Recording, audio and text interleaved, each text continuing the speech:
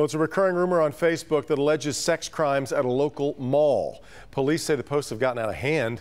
Local 4 Defender Kevin Dietz joins us with the message the Auburn Hills Police Department wants everyone to hear, Kevin.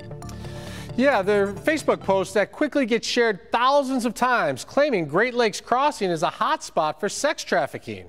Police say they're bogus, and this week, the Auburn Hills Police Chief is setting the record straight.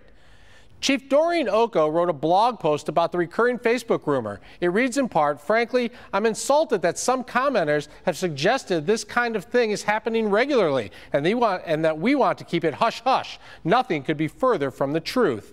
None of this Facebook stuff is fact. And when we have to keep investigating rumors over and over again, it's a waste of valuable investigative time." The chief adds they have never had a missing persons report from Great Lakes Crossing. The chief is also urging anyone who feels uncomfortable at the mall to just simply call 911 and report the situation right away. Kevin Dietz, Local 4 Defenders.